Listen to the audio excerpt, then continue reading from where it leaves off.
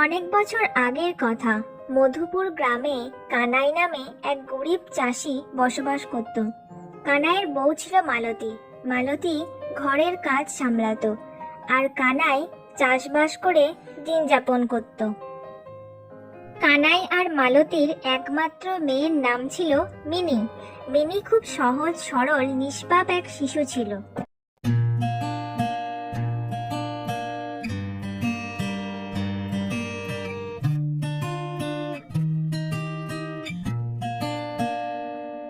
বুঝলে কানাই, এবছর অতিরিক্ত বৃষ্টিপাতের জন্য জমিতে ফসল ভালো ফলানোই যাচ্ছে না।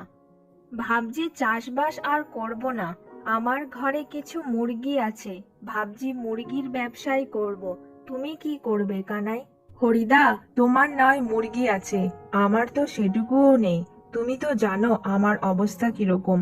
আমাকে তো চাষবাস করতেই হবে, আর তাছাড়া তো কোনো উপায় নেই। কিন্তু কানাই, জমিতে যদি ফসলই না ফললো, তাহলে তুমি সেই ফসল বিক্রি করবে কি করে, আর বিক্রি থেকে টাকাই বা পাবে কি করে? তা তুমি ঠিকই বলেছ হরিদা, কিন্তু হরিদা, আমি যে খুবই গরিব। এই 2 কাঠা জমি ছাড়া আমার যে আর কিছুই নেই।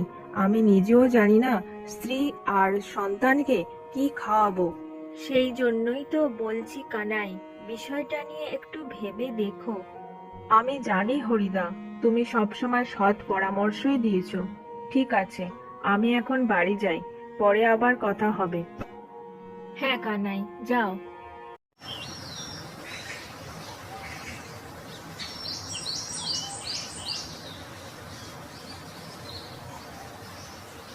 মালতী এদিকে দুপুরের খাবার রান্না করছিল। এমন সময় কানাই ঘরে এসে বলে, মালতী, ও মালতী, কোথায় গেলে? একবার এদিকে এসো। কি গো, এত তাড়াতাড়ি চলে এলে যে? একটু আগেই তো বেরোলে জমিতে চাষ করতে। তোমার শরীর ঠিক আছে তো? আর কি বলি গিন্নি, মনটা ভালো নেই। অতিরিক্ত বৃষ্টিপাতের জন্য যে কটা ফসলের বীজ জমিতে লাগিয়েছিলাম সমস্তই নষ্ট হয়ে গেছে। সে কি গো, কি বলছো তুমি? আমাদের মতো গরিব মানুষের ওই জমিটুকুই যে ভরসা। সেটুকু তো যদি চাষ না হয় তাহলে খাবো কি? আর মিমিকেই বা কি খেতে দেবো? সবই আমার কপাল গিন্নি, গরিব হয়ে জন্মানোটা বড়ই কষ্টকর।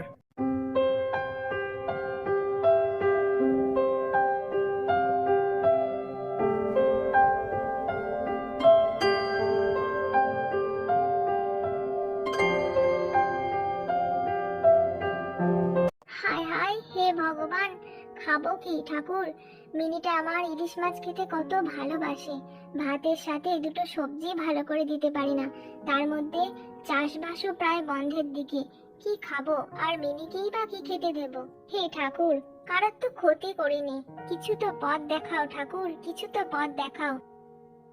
মালতী, ও মালতী, মিনিকে খেতে দাও গো, কখন থেকে মেয়েটা বসে আছে। আমি পাশের বাড়ি ওই হরিদার সাথে একটু দেখা করতে যাচ্ছি।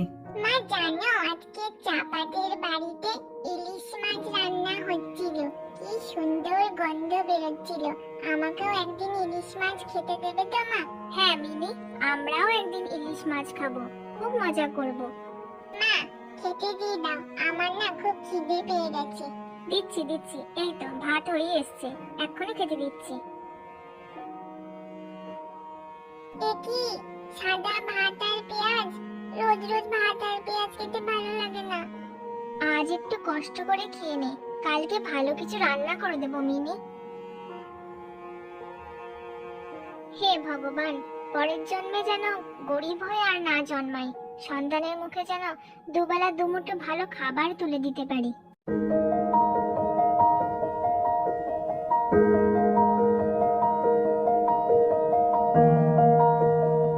গ্রামের ওই জঙ্গলটা পেরোলেই তাল দিঘির পাড়, যাই ওখানেই যাই। ইস, কাল রাতে কত সুন্দর স্বপ্ন দেখলাম। তাল দিঘিতে কত ইলিশ মাছ পাওয়া যাচ্ছে। ইস, যদি দুটো ইলিশ মাছ পেতাম। এরপর মিনি সেই জঙ্গলের মধ্যে এমন একটা জায়গায় এসে পৌঁছায় যেখানে সে দেখতে পায় চারিদিকটা সুন্দর সুন্দর ফুলে ভরা, আর সেই ফুলের মধ্যে অজস্র সুন্দর সুন্দর প্রজাপতি পাখা মেলে উড়ে বেড়াচ্ছে। এ বাবা, চারিদিকে এত সুন্দর সুন্দর ফুল, আর এই গাছটার মধ্যে কোনো ডালপালা নেই। মনে হচ্ছে যেন কেউ তার হাত পাগুলো কেটে দিয়েছে। গাছটাকে দেখে খুব কষ্ট লাগছে। এই অসহায় গাছটাকে দেখে মিনির খুব কষ্ট হয়। সে তার স্নেহমাখা হাত দুটো দিয়ে সেই গাছটাকে আদর করতে থাকে। এরপর সঙ্গে সঙ্গে এক চমৎকারী ঘটনা ঘটে। তুমি কে বালিকা? তোমার নাম কি? আমাকে পুনর্জন্ম দেওয়ার জন্য তোমাকে অজস্র ধন্যবাদ। তুমি কে গো? আমার নাম মিনি। হে বালিকা, আমি এক অভিশপ্ত রাজকুমার। এক সন্ন্যাসীর ওপর হাসাহাসি করার জন্য তার অভিশাপে আমি এক গাছে পরিণত হয়েছিলাম। তুমি আমার জীবন ফিরিয়ে দিয়েছো, আমাকে পুনর্জন্ম দিয়েছো। তোমার এই ঋণ আমি কোনোদিন ভুলবো না। তুমি বলো, তোমার কি চাই? আমি আসলে ওই তাল দিঘি থেকে দুটো ইলিশ মাছ নেব বলে এসেছিলাম। আমার খুব ইলিশ মাছ খেতে ভালো লাগে। হে বালিকা, আমি তোমার সমস্ত মনোকামনা পূর্ণ করব। এরপর রাজকুমার সেই জঙ্গল পেরিয়ে তার নিজের রাজ্যের উদ্দেশ্যে রওনা দেয় এবং কিছুক্ষণের মধ্যেই তার নিজের রাজ্য মিথিলা নগরে সে পৌঁছে যায়। আর এদিকে ঘন মেঘে আর বজ্রপাতে গোটা আকাশ ছেয়ে যায়। যা, আজ আর মাছ নেওয়া হলো না। তাড়াতাড়ি বাড়ি চলে যাই, খুব মেঘ করেছে।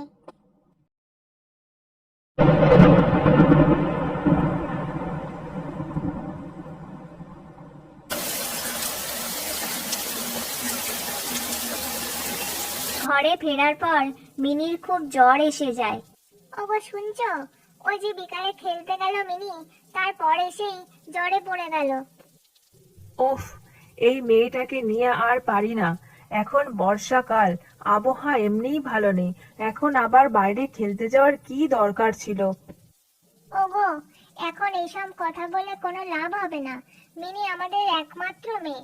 ওর শরীর ভালো না থাকলে আমারও যে মন ভালো থাকে না। তুমি তাড়াতাড়ি যাও, কোনো একটা ডাক্তার বাবুকে গিয়ে খবর দাও। আচ্ছা মালতী, তোমার মাথা টাথা কি খারাপ হয়ে গেল? তুমি জানো এই গ্রামে কোনো ডাক্তার নেই। আচ্ছা ঠিক আছে, আমি ওই চরকা বুড়ির কাছে যাচ্ছি। ওই চরকা বুড়ি কিছু টোটকা জানে, তার কাছেই যদি কিছু পাই নিয়ে আসছি। হ্যাঁ হ্যাঁ, তাড়াতাড়ি যাও, আর দেরি না করে আমার মেয়েটার জন্য কিছু একটা ব্যবস্থা করো।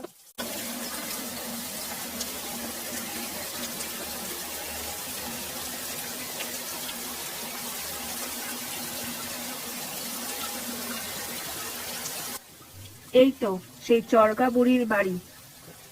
ও চরকা বুড়ি, চরকা বুড়ি, দরজা খোলো, আমি কানাই গো, কানাই।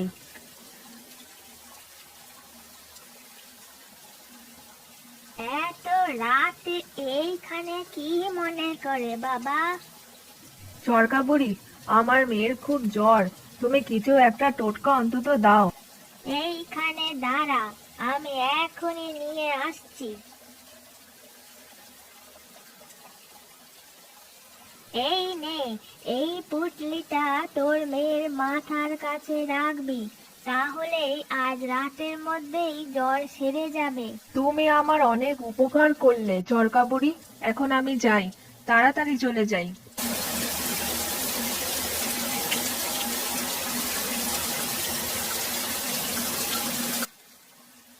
কি গো, চরকা বুড়ি কিছু দিল নাকি গো? হ্যাঁ গিন্নি, দিয়েছে, একটা পুটলি দিয়েছে। ওই পুটলিটা মিনির মাথার কাছে রেখে দিতে হবে, তাহলেই জ্বর সেরে যাবে। দাও দাও, আর দেরি না করে ওই পুটলিটা এখনই দাও। আমি মিনির মাথার কাছে ওটা এখনই রেখে দিই।